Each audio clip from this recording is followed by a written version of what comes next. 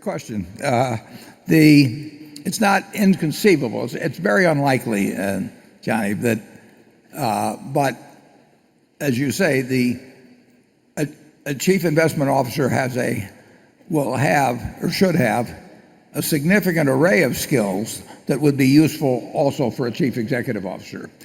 But I would say also that I would not want to move, if I were voting on it, I would not want to vote to put somebody whose sole experience had been investments in charge of an operation like Berkshire, who had not had any also significant operating experience. And I've said that I'm a better investment manager because I've been an operating manager, and I'm a better operating manager because I've been the investment manager. But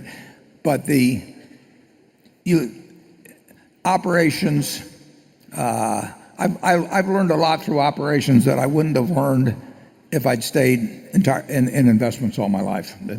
I would not have been equipped to run it. I learned a lot of things about operations by being in operations. So if you had somebody that had the dual experience and was very good at investments, but it had a lot of experience in operations, that would be conceivable. Otherwise, I wouldn't vote that way. Charlie? Well, every year at Berkshire is now constituted, the owned and controlled businesses get more and more important, and the marketable securities are relatively less important. So I think it would be crazy not to go with the tide to some extent. And we need more. We need expertise beyond that of a typical portfolio analyst. Yeah. But the CEO should have some real understanding of investments and investment alternatives and all of that. And I've seen a lot of businesses run by people that really don't understand the math of investing or capital allocation very well. So having a dual background is useful, but actually our operating managers know, some of them know a lot about investing. Okay, station 10. You really know how business works. You are an investment manager. How much you manage, maybe just your own funds or maybe other people. And if you really are primarily interested in getting assets under management, which is where the money is, you don't really have to understand that sort of thing. But that's not the case with Ted or Todd, obviously. But I think the responsibility ought to be entirely with Greg. The responsibility has been with me, and I farmed out some of it, and I used to think differently about how that would be handled. But I think the responsibility should be that of the CEO, and whatever that CEO decides may be helpful in effectuating that responsibility. That's up to him or her to decide at the time they're running the money. But so I would say that my thinking on that has developed to some extent as the sums have grown so large at Berkshire. And we do not want to try and have 200 people around that are managing $1 billion each. It just doesn't work. I think that when you're handling the sums that we will have, you've got to think very strategically about how to do very big things. And I think Greg is capable of doing that. I think I've missed a lot of stuff in the past, so I'm actually wiser about doing that now. But I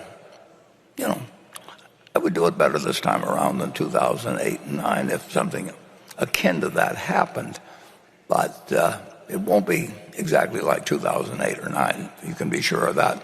But you also can say that there will be times when having huge sums available extremely quickly, maybe it'll be once every 5 years, maybe it'll probably be more like once every 10 years or something.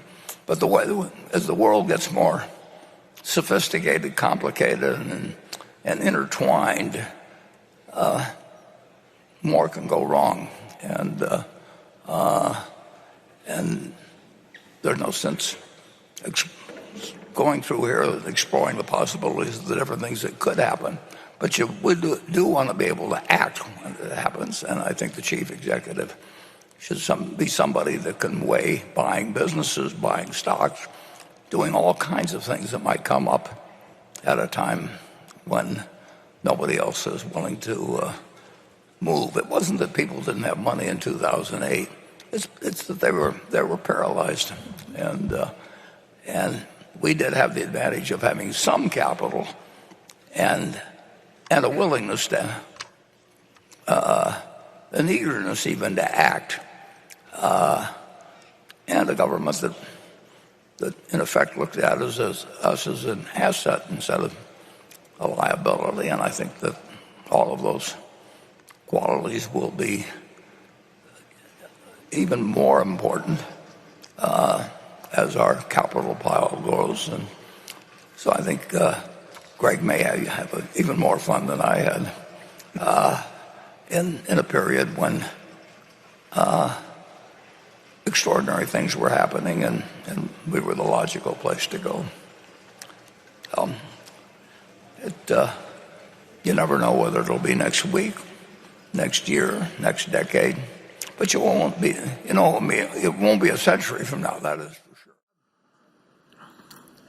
Any successor that's put in at Berkshire, capital allocation abilities and proven capital allocation abilities are certain to be uppermost in the board's minds, or in the current case, in terms of my recommendation, Charlie's recommendation, for what happens after we're not around.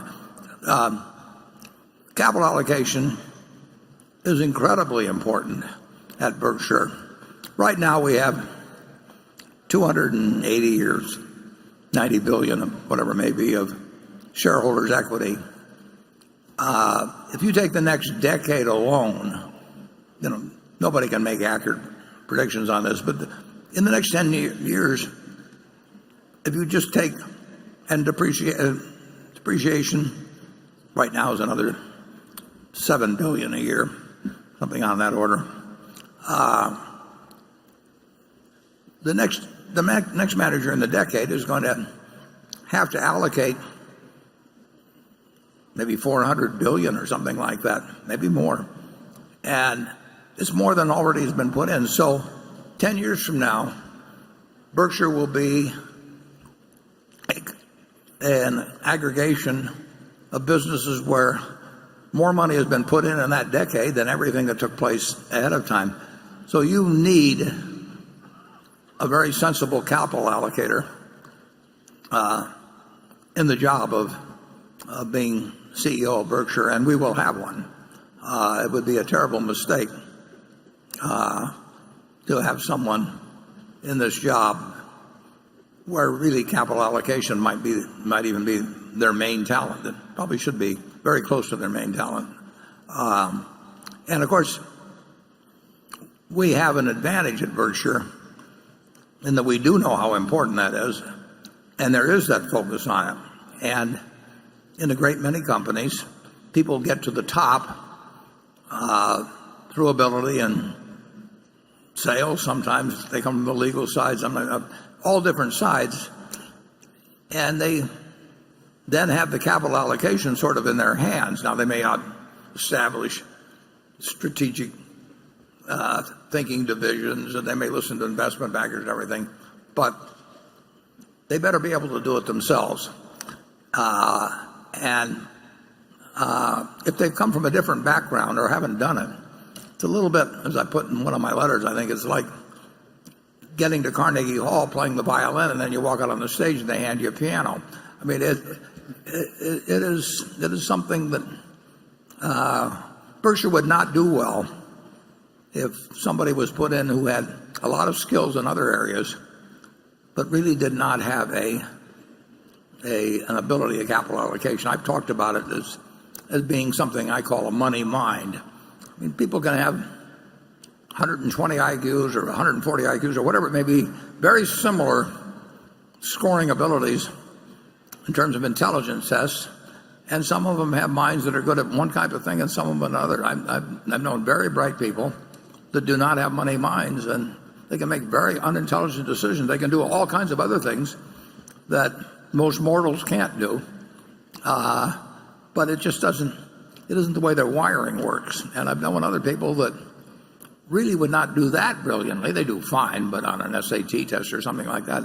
But they've never made a dumb money decision in their life. And Charlie, I'm sure, has seen the same thing. So we do want somebody, and hopefully they've got a lot of talents, but we certainly do not want somebody that, if they lack a money mind. Charlie? Well, there's also the option of buying in stock, which,